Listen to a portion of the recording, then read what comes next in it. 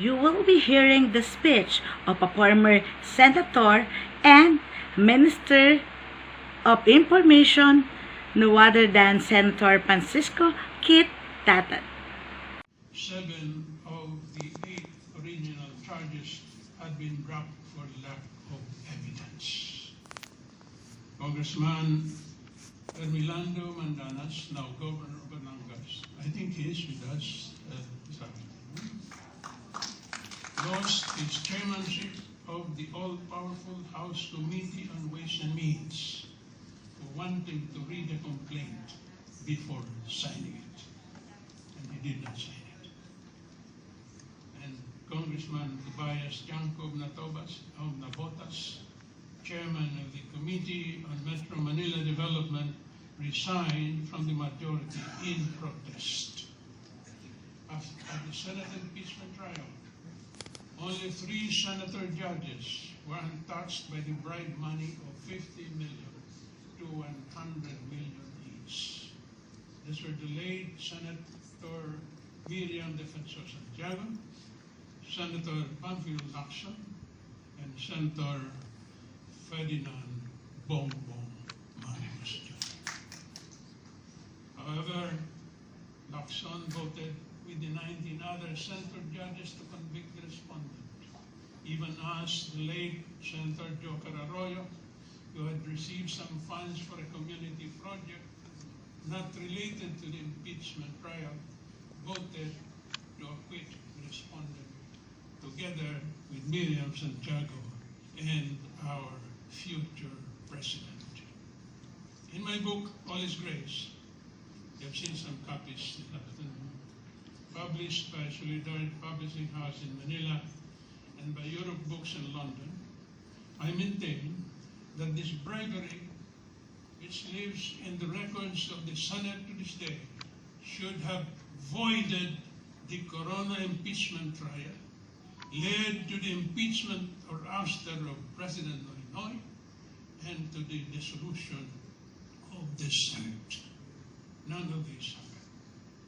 Noynoy also regarded the constitutionally questionable and widely opposed reproductive health law after receiving a $454 million grant from the U.S. Millennium Challenge Fund and assuring U.S. President Barack Obama and Secretary of State Hillary Clinton on his visit to the U.S.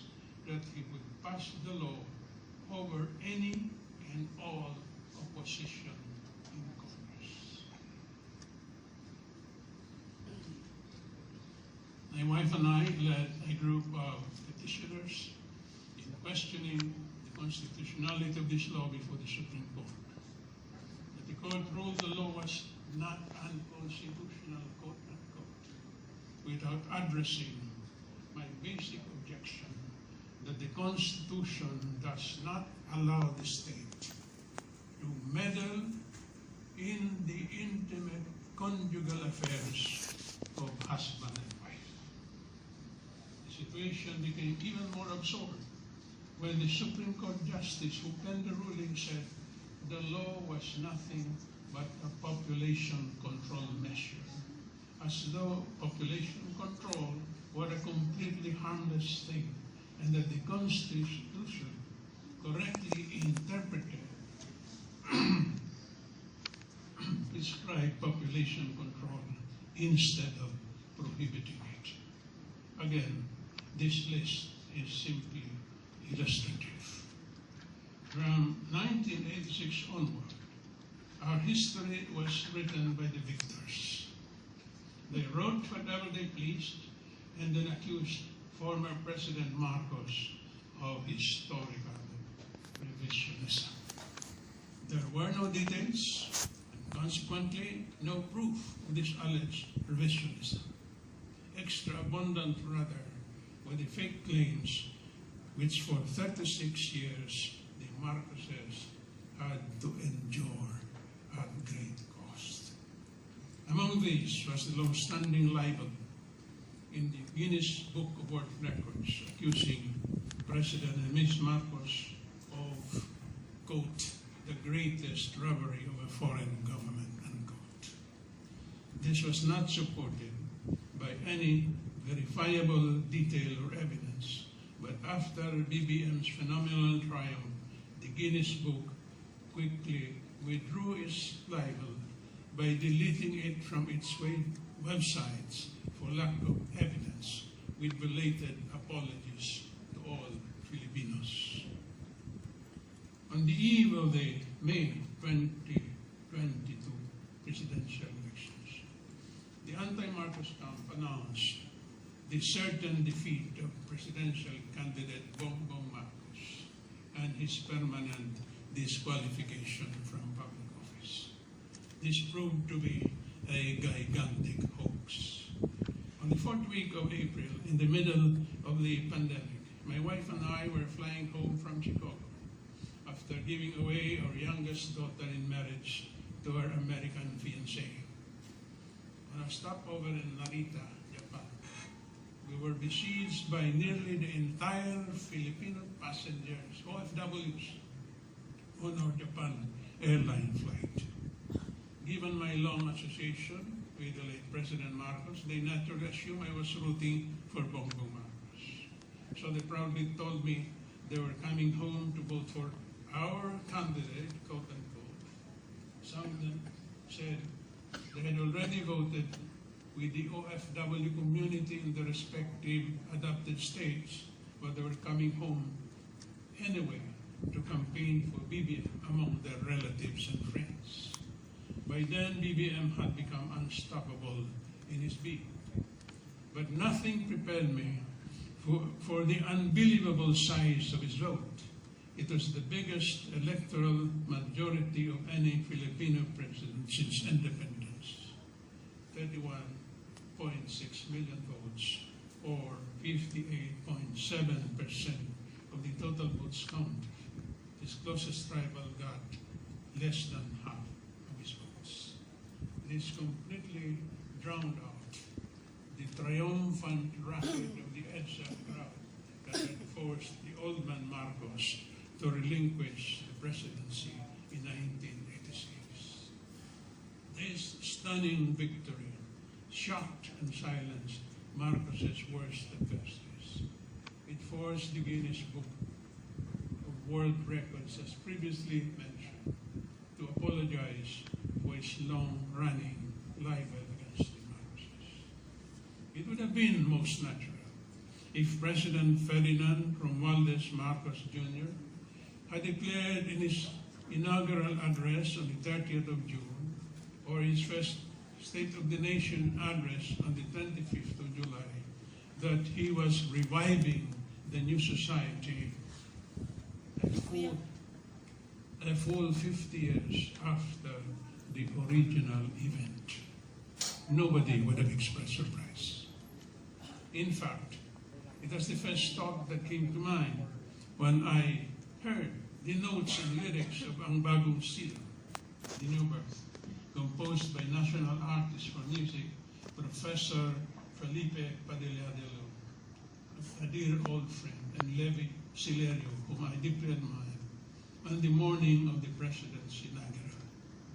I even half thought they would next play Mabuhay ang Pilipino, the marching hymn of the Mabuhay ang Pilipino movement, which I launched as part of our Disciplina campaign and had become a nationwide sensation overnight.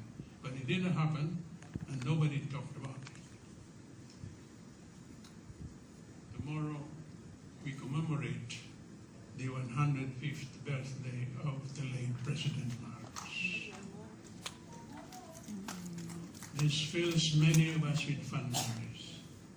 In honor of that day, I hope the President would finally consider formally committing himself to the building of a new transformed society as his late father had earlier envisioned it. This could add so much to his presidency and to the nation's earnest quest for its reals. Understandably, the President might find his father's original proclamation of the new society not an easy act to follow. But he did not compete with this old man. He did not even try to copy him. He only needs to do things his own way. This is something I first heard and learned from Prime Minister Lee Kuan Yew. In 1990, the giant from Lilliput, as Henry Kissinger calls him, stepped down from his post after being Prime Minister for 31 years. He was succeeded by Deputy Prime Minister Goh Chok Tong, who served until 2004, and by his own son, Brigadier General Lee Hsien Loong, the present Prime Minister. He took the position of Senior Minister and Mentor Minister later. Asked in one forum what kind of leader he expected his son to be, long before it came about, the Prime Minister said B.G. Lee would be his own man rather than a copycat or a Xerox copy. This is exactly how it turned about. I have the same view of our young President Marcos. He will continue to look and speak like his own man, but he will leave his own mark on the presidency. That mark will become much more distinct and radiant if he succeeds in transforming the nation beyond just the presidency. To me, this is his only way to go. Now, does he have the vision, the courage, the wisdom, the passion, the strength of character, and the work ethic to lead the Filipinos in this great enterprise? In his first sonnet on the 25th of July seems to suggest he has all these qualities. That even his worst enemies, if he still has any, have tried to suggest the contrary. His well-applauded address has apparently left them enthralled. The moral and political momentum is in his favor. But he must make hay while the sun shines. In his latest book on leadership, the 99-year-old Dr. Henry Kissinger, history professor, global strategist, Secretary of State, and National Security Advisor to two U.S. presidents, Richard Nixon and Gerald Ford, and winner of the 1973 Nobel Prize, among others, examines the record of 6 statesmen that have helped change the course of the modern world. Konrad Adenauer of Germany, Charles de Gaulle of France, Richard Nixon of the United States, Anwar Sadat of Egypt, Margaret Thatcher of the UK, and our own Lee Kuan Yew. Speaking of Lee, who used to visit Manila with Mrs. Lee just to meet with the late President and Mrs. Marcos, Kissinger locates the key to the Singaporean leader's phenomenal success in his, open quote, unremitting faith that his people were their own greatest resource, that they had the capacity to unlock possibilities in themselves that they did not always know existed. Close quote. Lee taught his people to shun mediocrity and strive for excellence, to rise above what was commonly accepted as possible in order to achieve the impossible.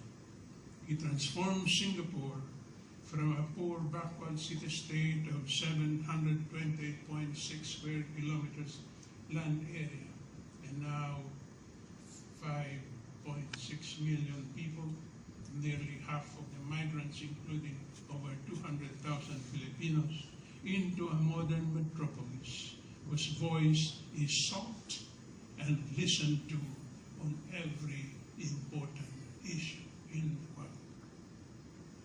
Under President Ferdinand Romualdez Marcos Jr., the same thing can happen and should happen in the Philippines.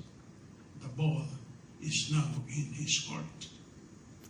In the first sauna, the President laid out an ambitious economic program in the middle of the coronavirus pandemic that has claimed lives, destroyed jobs, incomes, and the supply chain, and pushed inflation and the national debt to historic heights.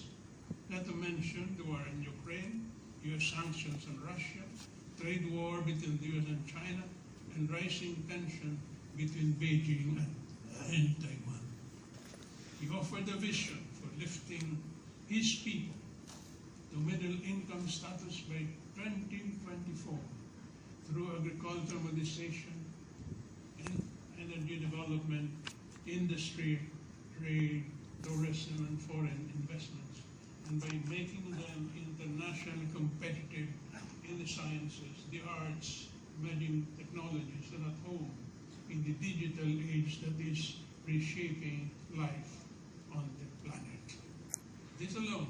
You've just heard the message on the topic building a new transformed society, and we learned on this as the speaker, Senator Tatad, the words broken, wounded, and disunited. On this activity, on the first University of the Philippines Leadership Forum, organizing by University of the Philippines, BGC Taguig, and of course, organizing for Philippines o the OFP. This is MJ Albina Balaguer of DZMJ Online, makabuluhang journalism, your happiness channel.